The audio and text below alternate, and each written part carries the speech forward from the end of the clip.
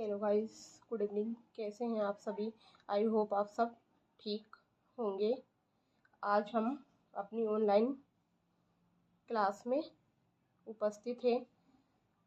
अभी तक हमने बीएससी फर्स्ट ईयर केमिस्ट्री की माइनर ओपन की एक लेक्चर कंप्लीट किया है। आज मैं सेकंड लेक्चर को कंटिन्यू करने जा रही हूँ, जिसमें हम लघुगणक संबंध, लघुगणक की परिभाषा, लघुगणक के प्रकार और लघुगणक के भाग और वैल्यू ऑफ लघुगणक को कंटिन्यू करूंगी। उसी के साथ कुछ एग्जाम्पल भी हम देखेंगे। तो चलिए आप सभी ध्यान दीजिए, मैं क्लास को कंटिन्यू करती हूँ। तो सबसे पहले हम देख लेते हैं लघुगणक की परिभाषा। तो लघुगणक की परिभाषा आप लोग समझिए। लघुगणक संबंध, लैंगिरिथम रिलेशन। परिभाषा, डेफिनेशन ऑफ लैंगिरिथम, किसी दिए हुए आधार पर वह घातांक जिसे आधार पर लगाने से वह संख्या प्राप्त होती है। ए की power x is equal to n। तो x को आधार a पर n का लघुगणक कहते हैं। x is equal to log a n। उदाहरण से इसको देखेंगे, 2 की पावर 4 इज इक्वल टू 16। तो यहाँ पर a क्या था हमारा आधार, x क्या था घातांक और n क्या था हमारा नंबर। तो a बराबर हमने यहाँ पर 2, x बराबर 4 और n बराबर 16 ये हमने देखा। तो क्या कर रहे थे हम, a को आधार मानकर x घातांक और नंबर को संख्या मान रहे थे, जो कि a पर हम जो पावर या घातांक लगा रहे थे उससे हमको नंबर यानी संख्या प्राप्त हो रही थी। अर्थात 16 का 2 के आधार पर लघुगणक 4 होगा। अब इसी में हम एक चीज और देख लेते हैं, घातांक रूप यानी कि घातांक फॉर्म और लघुगणक रूप लैंगिरिथम फॉर्म। तो घातांक फॉर्म में a की power x is equal to n। अब इसको लघुगणक फॉर्म में कैसे लिखेंगे, log a n is equal to x। दूसरा है a 2 the power 3 is equal to 8, log 2 8 is equal to 3। तो इस प्रकार से हमने लघुगणक की परिभाषा को समझा। अब हम देखेंगे लघुगणक के भाग।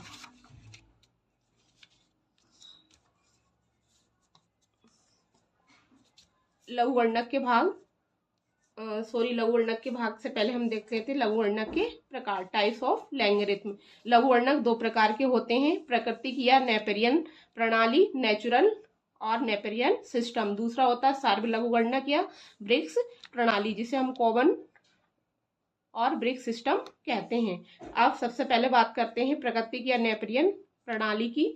इस प्रणाली में लघुगणक का आधार हमेशा क्या होता है, ई होता है। इसका अंकिक मान लगभग 2.782 होता है। इस प्रणाली का सैद्धांतिक महत्व है तथा यह प्रणाली भौतिकी तथा गणित के सूत्रों में प्रयुक्त होती है। यदि y is equal to e की पावर x हो तो log e y is equal to x होगा। इसे log e y या ln y लिखा जाता है। इसे हम क्या करते हैं, ln भी लिख सकते हैं या हम ln लिखते हैं। इस प्रकार से लघुगणक के पहले प्रकार को हमने देखा। अब दूसरा क्या है, सार्वलघु लघुगणक या कॉमन और नेपेरियन सिस्टम। इसमें इस प्रणाली में लघुगणक का आधार 10 होता है। यदि y is equal to 10x हो तो log 10 y is equal to x होगा। साधारण लघुगणक को log 10 y या केवल log y लिखा जाता है। इसे अगर आपको log इस प्रकार से लिखा हुआ मिले तो आप मानेंगे कि ये क्या है, log 10 है, या जिस log में कोई वैल्यू नहीं दी जाती उसे हम log 10 मान लेते हैं।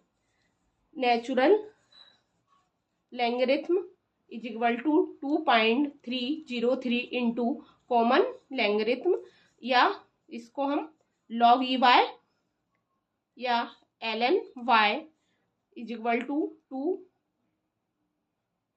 Into 2.303 into log 10y।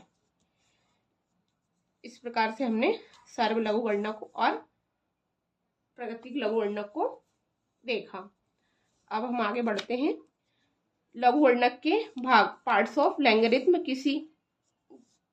किसी भी संख्या के लघुगणक के दो भाग होते हैं, पूर्णांश कैरेक्टरिस्टिक्स और दूसरा है अपूर्णांश मैंटिसा। पूर्णांश जो होता है, पूर्णांश लघुगणक का पूर्ण भाग होता है। पूर्णांश क्या होता है? लघुगणक का पूर्ण भाग होता है। अब जो पूर्णांश कैरेक्टरिस्टिक है, इसको दो भागों में बांटा गया है। पहला है धनात्मक और दूसरा है ऋणात्मक। अब धनात्मक पूर्णांश, यदि किसी संख्या का मान 1 से अधिक हो तो उसके लघुगणक का पूर्णांश धनात्मक होता है तथा इसका मान उस संख्या में दशमलव के बाईं ओर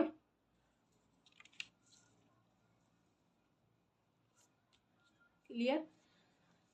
धनात्मक पूर्णांक, यदि किसी संख्या का मान 1 से अधिक है तो उसके लघुगणक का पूर्णांश धनात्मक होता है तथा इसका मान उस संख्या में दशमलव के बाईं ओर के अंकों की संख्या से एक कम होता है। उदाहरण के लिए, बाईं ओर की संख्या से एक कम होता है, तो बाईं ओर की संख्या से एक कम होगा तो 2 में से एक माइनस करा तो 1 होगा। इसी प्रकार यहाँ पर 3 संख्या दिख रही है, तो 3 में से एक माइनस करा तो 2, इधर आपको 4 दिख रही, 4 में से एक माइनस करा तो 3, और इधर 1 में से एक को माइनस करा तो 0 होगा। अब इस प्रकार से हमने धनात्मक पूर्णांक को देखा। अब ऋणात्मक पूर्णांक, यदि किसी संख्या का मान 1 से कम है तो उस के लघुगणक का पूर्णांक ऋणात्मक होता है। किसी संख्या का मान 1 से कम हो तो उसके लघुगणक का पूर्णांक ऋणात्मक होता है तथा इसका मान दशमलव की दाईं ओर स्थित शून्यों की संख्या से अधिक होता, शून्यों की संख्या से एक अधिक होता है। उदाहरण के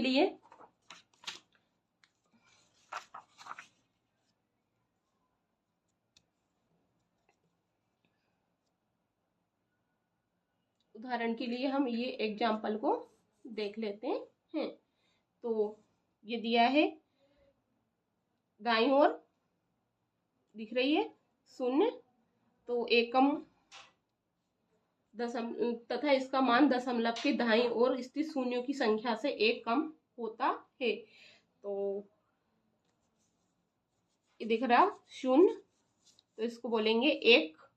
यहाँ पर दिख रही 0.1 तो इसको बोलेंगे 1 -1 तथा 1 बार लिखा जाता है। दूसरे में ये 2, तो 2 बार, तीसरे में 3 बार, और यहाँ पर 4, तो 4 बार, -4 या 4 बार इसको लिखा जाता है। अपूर्णांश का मान हमेशा धनात्मक होता है। किसी संख्या के लघुगणक के दशमलव भाग का पूर्णांश कहते हैं। उदाहरण 2.3010 पूर्णांश भाग इसका इज इक्वल टू 0.3010। दूसरा 2.4771 पूर्णांश भाग है। अब इस प्रकार से हमने क्या करा, लघुगणक के भाग को देखा। अब हम बात करते हैं वैल्यू ऑफ लैंगरिथम। तो लैंगरिथम की वैल्यू को देख लेते हैं। तो सबसे पहले आ जाइए, सभी को दिख रहा ना?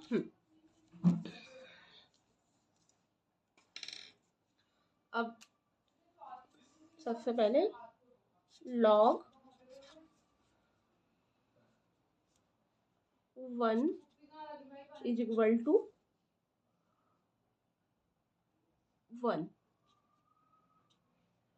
log 1 इज इक्वल टू 0, इसकी वैल्यू क्या होगी 0। log 2 is equal to 0.30, log 3 is equal to 0.48, log 4 is equal to 0.60, log 5 is equal to 0.69, log clear है ना यहाँ तक। log 6 is equal to sorry ये इज इक्वल टू है, log 6 is equal to 0.77, log 7 is equal to 0.84, log 8 is equal to 0.90। Clear दिख रहा है ना सभी को। Next log 9 is equal to 0.95, log 10 is equal to 1। तो इस प्रकार से हमने वैल्यूज देखी। log 1 की वैल्यू क्या है 0, log 2 की 0.30, log 3 की 0.48, 4 की 0.60, log 5 की 0.69 और log 6 की इज इक्वल टू 0.77, log 7 की इज इक्वल टू 0.84, log 8 की है 0.90 और log 9 की इज इक्वल टू 0.95 और log 10 की इज इक्वल टू 1। तो इस प्रकार से हमने ये 10 वैल्यूज देखी लैंग्वेज में। तो सबसे पहले अब इनको हम याद कैसे रखें, तो सबसे पहले इसको याद कैसे रखा जाए, तो इसको इस प्रकार से हम याद रख देते हैं। ये और इसको हम लिखते हैं 5, फिर इसको और इसको 6, फिर इसको और इसको 7, इसको और इसको 8, फिर इसको और इसको 9।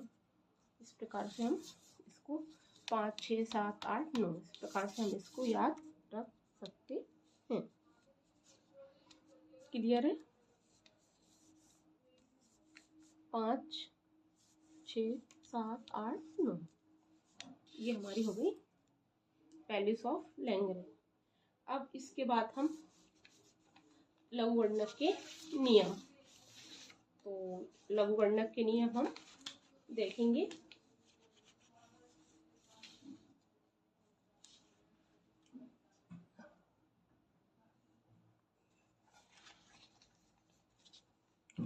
लघुगणक के नियम,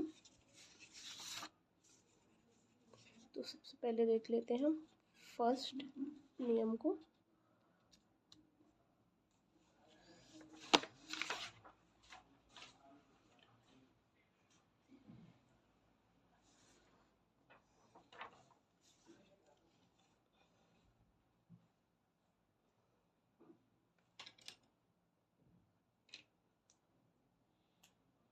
पहला नियम लघुगणक के नियम, लॉ ऑफ लैंग्वेज। तो जो पहला नियम है वो क्या है, log a m into n is equal to log a log a m plus log n। तो इसमें सबसे पहले तो जो इनटू में होता है वो प्लस में हो जाता है, तो log a m बराबर x या इक्वल टू x, और log a n equal to y। तो a की power x is equal to m और a की power y is equal to n। तो m n is equal to a x into a y। तो m n is equal to a की power x plus y, जो हो जाएगा हमारा log a m n is equal to x plus y। इस प्रकार से हमने ये फर्स्ट नियम को देखा। दूसरा है हमारा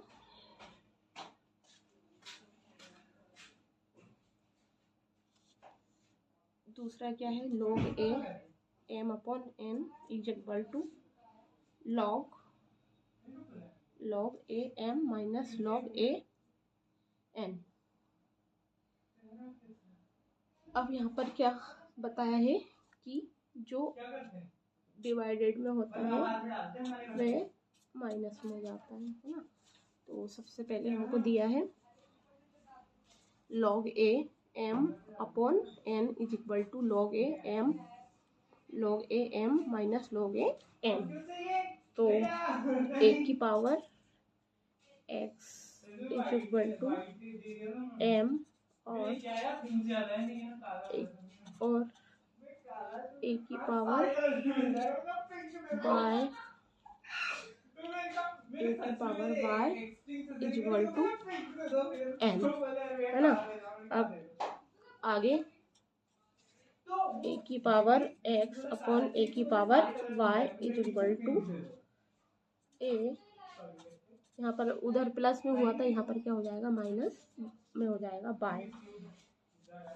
तो ये क्या हो जाएगा हमारा log a m upon n is equal to x minus y. इधर हमारा इसमें आया था प्लस में और इधर हमारा माइनस में। ये हुआ है हमारा सेकंड नियम। अब थर्ड नियम,